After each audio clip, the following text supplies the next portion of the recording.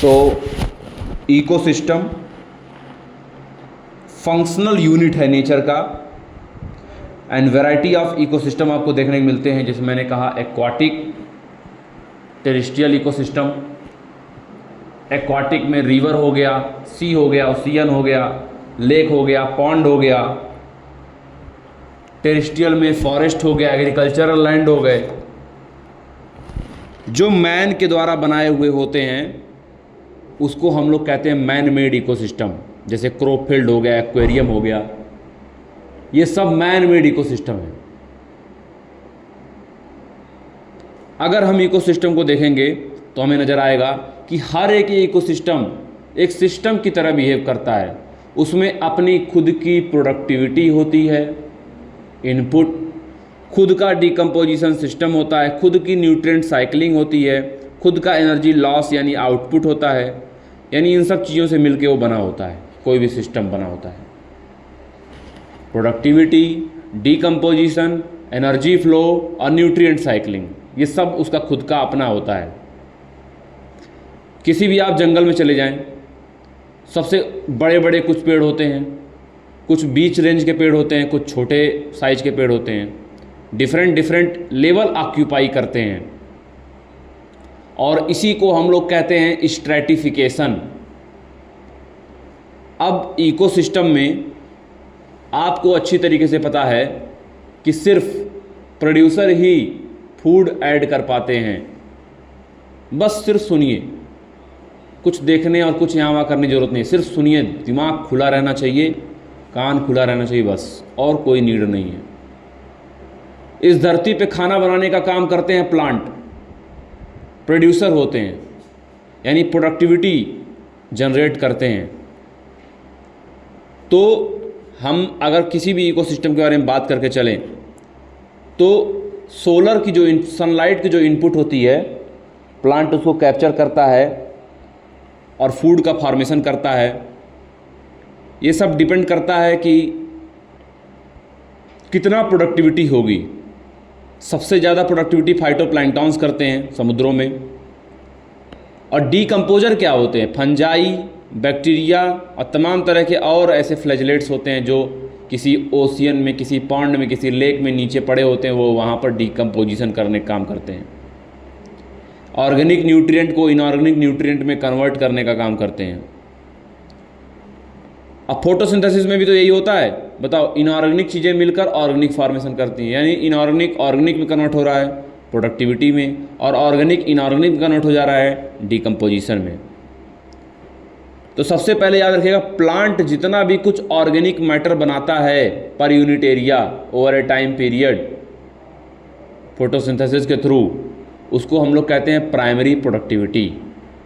अब primary productivity जो होती है वो वेट में या एनर्जी में डिनोट की जाती है, और इसी प्राइमरी प्रोडक्टिविटी का रेट क्या है, पर यूनिट टाइम क्या है, उसी को बोलते हैं प्रोडक्टिविटी।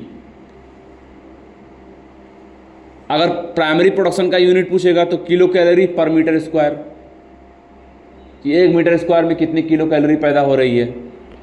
और वही रेट पूछ ले तो किलो कैलोरी पर मीटर स्क्वायर पर ईयर। तो रेट किसी एक पर्टिकुलर टाइम को लेकर होता है। जो टोटल पूरी प्रोडक्टिविटी होती है, तो टोटल पूरी प्रोडक्टिविटी होती है, उसको हम लोग कहते हैं ग्रॉस प्राइमरी प्रोडक्टिविटी। याद रखिएगा, ग्रॉस प्राइमरी प्रोडक्टिविटी।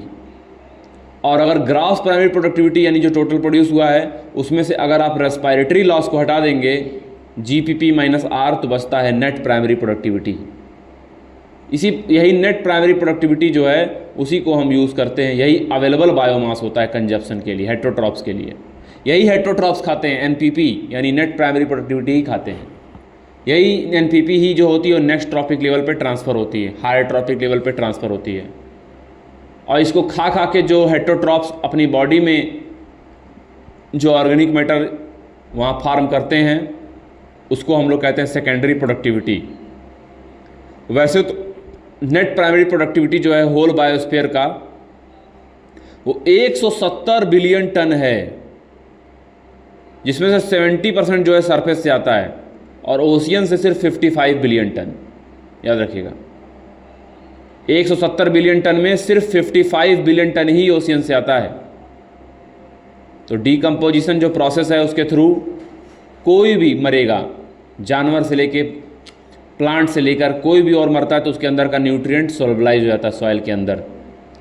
तो सबसे पहले इसमें क्या काम करते हैं, अर्थवर्म वगैरह काम करते हैं। वो क्या करते हैं, ब्रेक डाउन करते हैं कॉम्प्लेक्स ऑर्गेनिक मैटर का और सॉइल की लूजनिंग कॉज करते हैं। और डीकम्पोजर ऑर्गेनिक मैटर को इनऑर्गेनिक सब्सटेंस में कन्वर्ट कर देते हैं, जैसे CO2 H2O में कन्वर्ट कर देंगे, न्यूट्रिएंट में कन्वर्ट कर देंगे। यानी conversion of organic nutrient into inorganic nutrient को हम लोग डीकम्पोजिशन बोलते हैं।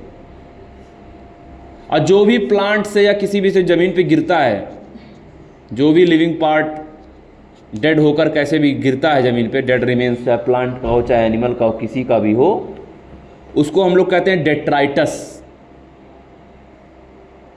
और डेट्राइटस ही रॉ मटेरियल होता है डीकम्पोजिशन, इसी का आगे चल के डीकम्पोजिशन होता है। 5 प्रोसेस याद रखिएगा, 5 प्रोसेस। फार्मूला होता है FLCHM। FLCHM। F मतलब fragmentation, leaching L for, catabolism C for, और H for humification and M for mineralisation. तो 5 लोग यहाँ पर इन्वॉल्व होते हैं, 5 process sequential: fragmentation, leaching, catabolism, humification और मिनरलाइजेशन।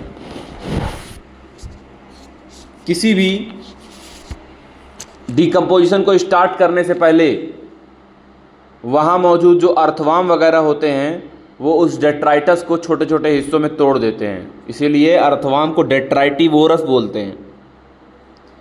और किसी बड़े फार्म का छोटे फार्म में तोड़ देना फ्रेगमेंटेशन कहलाता है। लीचिंग के थ्रू जो भी उस डेट्राइटस में मौजूद जो भी वाटर सॉल्युबल इनऑर्गेनिक न्यूट्रिएंट होते हैं वो सॉइल के हॉरिजन में चले जाते हैं, नीचे चले जाते हैं, और वहाँ पर सॉइल के हॉरिजन में जाने के बाद वो अनअवेलेबल साल्ट के फॉर्म में मौजूद रहते हैं।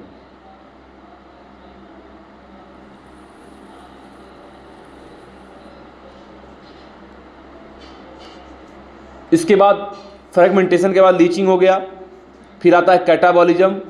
तो डेट्राइटस, बचे कुचे डेट्राइटस पे बैक्टीरिया और फंजाई काम करते हैं और अपने एंजाइम के द्वारा उस डेट्राइटस को और सिंपलर इनऑर्गेनिक सब्सटेंस में कन्वर्ट कर देते हैं। तो चाहे फ्रेगमेंटेशन हो, लीचिंग हो, कैटाबॉलिज्म हो, ये सब साइमल्टेनियसली डेट्राइटस पे लगातार चलते रहते हैं। फिर आता है ह्यूमिफिकेशन एंड मिनरलाइजेशन। तो ह्यूमिफिकेशन में ह्यूमस जो होता है एक सब्सटेंस होता है जो कि डार्क कलर्ड होता है, वो बिल्कुल सरफेस पे इकट्ठा हो जाता है और किसी भी माइक्रोबियल एक्शन के लिए हाईली रेजिस्टेंट होता है। दूसरी बात, उसका डीकम्पोजिशन भी स्लो रेट का होता है। अगर हम बात करें तो हमें समझ में आएगा कि जो ह्यूमस है वो फिर से माइक्रोब के द्वारा तोड़ दिया जाएगा, बाद में उसी ह्यूमस से इनऑर्गेनिक न्यूट्रिएंट रिलीज होते हैं जिसको बोलते हैं मिनरलाइजेशन। डीकम्पोजिशन में बेटा ऑक्सीजन की कमी नहीं होनी चाहिए, और डीकम्पोजिशन में यानी डेट्राइटस के डीकम्पोजिशन में क्लाइमेटिक फैक्टर बहुत ही रिस्पॉन्सिबल होते हैं।